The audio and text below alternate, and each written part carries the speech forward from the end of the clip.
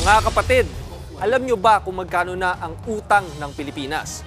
Kung titingnan natin dito sa chart mula sa datos ng Bureau of the Treasury, noong taong 2000 ay nasa 2.17 trillion pesos ito. Pagdating ng 2019 ay makikita natin na umakat na ito sa 7.73 trillion pesos. At mula 2020, dahil sa pandemya, sumipa na ang linya sa graph at mabilis na nga tumaas nitong mga nakaraang taon kumpara noong mga nakaraang dekada.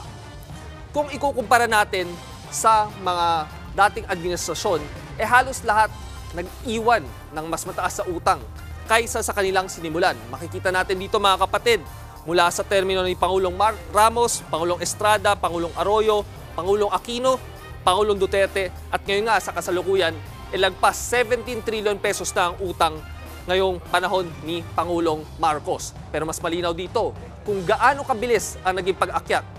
Sa 6 na taon ni Pangulong Duterte, halos 7 trillion pesos ang nadagdag. At ngayon nga, kay Pangulong Marcos, sa loob lang ng 3 taon, ay mahigit 4 trillion pesos na ang nadagdag. At kung magtutuloy-tuloy nga ang trend na ito, ay lalampas tayo sa record ni Pangulong Duterte.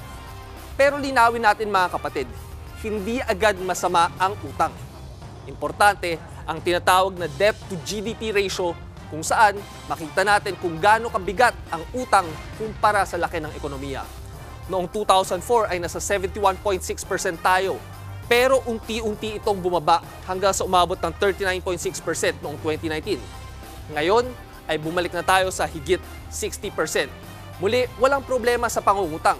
Katulad na lang sa personal na buhay, kung gagamitin mo ang investment sa iyong inutang, may magandang return ito. Pero kung sa luxury cars, designer bags at European vacation, ay mas lalong mababaon ka lang sa utang. Kaya hindi masama ang umutang basta't sustainable at napupunta sa tamang investments sa eskwelahan, ospital, kalsada, tulay at flood control. Kaya ang tanong mga kapatid, kung trilyon-trilyon ang ating inutang, ramdam ba natin ito sa araw-araw na buhay? Halimbawa na lang, sa flood control projects, taon-taon ay binabaha tayo. Ang budget para sa flood control ay nasa trilyon na ang total nitong mga nakaraang taon. Pero sa mga hearing ngayon, ang iniimbestigahan ay mga multong proyekto.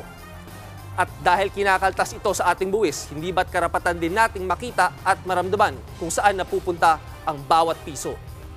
At kung totoo nga na may mga ghost projects lalo na sa flood control, tandaan natin mga kapatid na ito ay utang ng inang bayan na tayo mismo ang magbabayad. Muli, ako si Edson Guido, Chief Data Analyst sa TV5, at ito ang kwento sa likod ng utang ng Pilipinas. Mga kapatid, Julius Babaw po. Para sa komprehensibo at makabuluhang balitaan at talakayan, mag-follow at mag-subscribe na sa social media pages ng News 5.